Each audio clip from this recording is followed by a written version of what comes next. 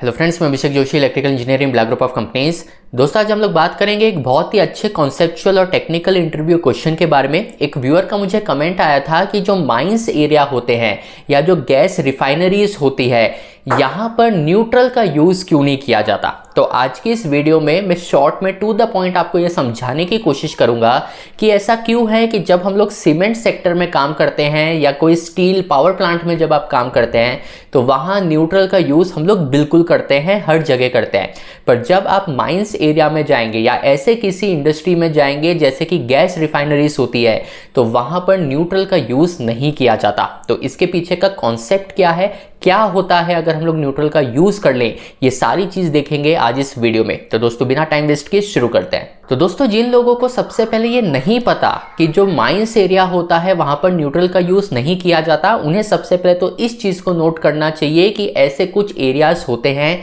जहाँ पर न्यूट्रल का यूज़ नहीं किया जाता, जिसमें से माइंस या गैस रिफाइनरीज एक है। अब इन चीज़ को समझने के लिए कि ऐसा क्यों किया गया है, कुछ कॉन्सेप्ट ऐसे हैं जो आपको पहले समझ में आने चाहिए। तो इलेक्ट्रिकल सिस्टम में नॉर्मली जो अर्थिंग सिस्टम होते हैं उसमें एक होता है सॉलिडली अर्थेड सिस्टम और एक होता है आइसोलेटेड अर्थेड सिस्टम। तो सबसे पहले मैं आपको ये बताता हूं कि इन दोनों में बेसिक डिफरेंस क्या होता है, जो इस टॉपिक से रिलेटेड अंडरस्टैंडिंग के लिए आपके लिए ज़रूरी है। देखिए, जो सॉलिडली अर्थेड सिस्टम है, इसका मतलब ये है कि आपके ट्रांसफार्मर का जो सेकेंडरी है, ये जो स्टार कनेक्टेड सिस्टम हम लोग यूज़ करते हैं नॉर्मली जब हम लोग डिस्ट्रीब्यूशन की बात करते हैं, तो आपका जो ट्रांसफार्मर होता है उसका जो सेकेंडरी साइड है ये स्टार कनेक्टेड होता है। सेकेंडरी साइड हम लोग स्टार कनेक्टेड लेते ही इसलिए हैं क्योंकि स्टार कॉन्फ़िगरेशन में स्टार का जो कॉमन पॉइंट होता है उसको हम लोग एज ए न्यूट्रल यूज़ करना चाहते हैं। तो जो सॉलिडली अर्थेड सिस्टम होता है उसमें आपके स्टार पॉइंट का जो न्यूट्रल है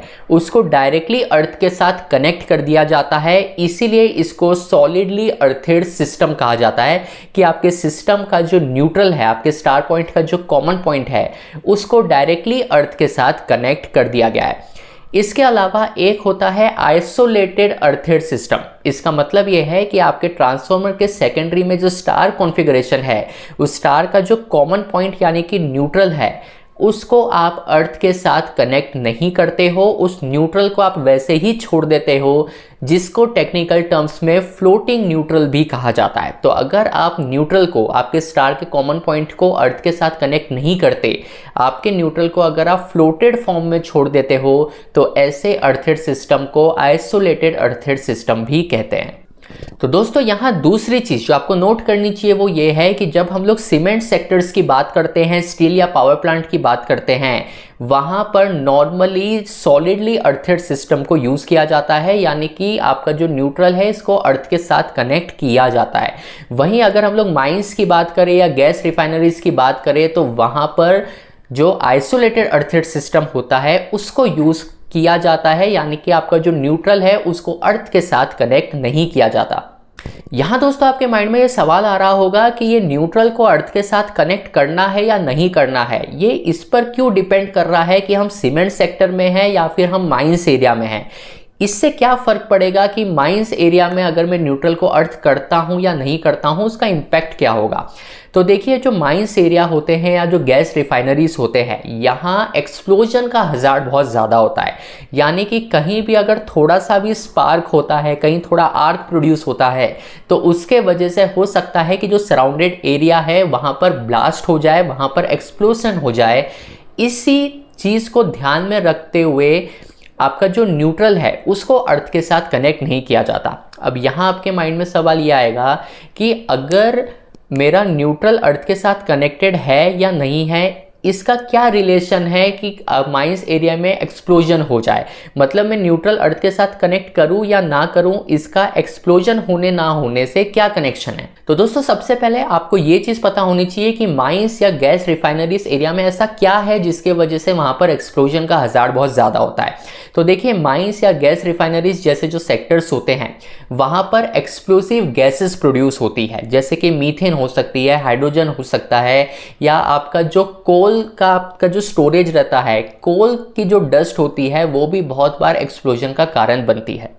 इसीलिए माइंस एरिया और गैस रिफाइनरीज जैसे सेक्टर में ये ध्यान रखा जाता है कि आपका जो इलेक्ट्रिकल नेटवर्क है वहां पर किसी भी फॉल्ट कंडीशन में स्पार्क प्रोड्यूस नहीं होना चाहिए। और यही रीजन है कि स्पार्क को अवॉइड करने के लिए, स्पार्क को लिमिट करने के लिए, आर्क प्रोड्यूस को लिमिट करने के लिए हम लोग न्यूट्रल को अर्थ के साथ कनेक्ट नहीं करते। यहां आपके माइंड में सवाल ये आएगा कि सवाल तो अब भी वही है कि मैं न्यूट्रल को अर्थ के साथ कनेक्ट करूं या ना करूं, उसका आर्क प्रोड्यूस होने से या उसका एक्सप्लोजन होने से क्या कनेक्शन है। तो देखिए, मान लीजिए आप एक सीमेंट सेक्टर में काम कर रहे हैं जहां पर कोई एक्सप्लोजिव गैसेस नहीं है, जहां पर अगर स्पार्क प्रोड्यूस हो भी जाए आपके फॉल्ट करंट के वजह से तो उसके वजह से एक्सप्लोजन जैसा कोई हजार्ड नहीं है। तो ऐसे केस में मैं अपने ट्रांसफार्मर का जो सेकेंडरी का स्टार कॉमन पॉइंट है, जो न्यूट्रल है, उसको अर्थ के साथ में डायरेक्टली कनेक्ट कर देता हूं। अब क्योंकि मेरा न्यूट्रल डायरेक्टली अर्थ के साथ कनेक्टेड है तो ऐसे में मान लीजिए कि मेरे किसी भी एक फेज में फेज टू ग्राउंड फॉल्ट अगर होता है तो उस केस में आपका जो शॉर्ट सर्किट करंट है वो बहुत हाई मैग्नीट्यूड ऑफ करंट आपके सिस्टम में से फ्लो होगा, क्योंकि आपके सिस्टम में फेज टू ग्राउंड फॉल्ट हुआ है, यानी कि फेज और ग्राउंड आपस में सीधे सीधे शॉर्ट हो गए हैं, उसी को हम लोग फेज टू ग्राउंड फॉल्ट कहते हैं। और आपके सिस्टम में न्यूट्रल भी अर्थ के साथ कनेक्टेड है, तो न्यूट्रल जो एक रिटर्न पाथ प्रोवाइड करता है, न्यूट्रल जो सिस्टम को क्लोज लूप प्रोवाइड करता है, एक क्लोज पाथ प्रोवाइड करने का काम करता है, तो क्योंकि आपका सर्किट एक पूरा क्लोज लूप बन जाएगा, उस वजह से शॉर्ट सर्किट करंट का जो मैग्नीट्यूड है वो बहुत हाई होगा। इस हाई मैग्नीट्यूड ऑफ करंट के वजह से वहां पर स्पार्क प्रोड्यूस हो सकता है, आर्क प्रोड्यूस हो सकता है। रिले इसे एबनॉर्मलिटी मान के सेंस करेगा और आपके सर्किट ब्रेकर को ट्रिपिंग कमांड सेंड करेगा और सर्किट ब्रेकर ट्रिप होकर सर्किट को आइसोलेट कर देगा। लेकिन जो स्पार्क प्रोड्यूस हुआ है, जो आर्क प्रोड्यूस हुआ है, उसके वजह से एक्सप्लोजन का कोई हजार्ड नहीं है, क्योंकि आप सीमेंट सेक्टर में काम कर रहे हैं। पर यही चीज़ अगर माइंस एरिया में हुई होती तो वहां अगर आर्क प्रोड्यूस हुआ होता, स्पार्क प्रोड्यूस हुआ होता, तो उसके वजह से एक्सप्लोजन का हजार्ड रहता था। इसीलिए माइंस एरिया में हम लोग न्यूट्रल को अर्थ के साथ कनेक्ट नहीं करते। अब न्यूट्रल को अर्थ के साथ कनेक्ट नहीं करने में आर्क जो प्रोड्यूस हो रहा है या जो स्पार्क प्रोड्यूस हो रहा है वो कैसे अवॉइड हो जाता है, इसको समझिए। मान लीजिए कि मैं एक माइन सेटअप में हूं और मेरा जो ट्रांसफार्मर का न्यूट्रल है उसको मैंने अर्थ के साथ कनेक्ट नहीं किया है। अब सेम मेरे इस ट्रांसफार्मर में फेज टू ग्राउंड फॉल्ट होता है,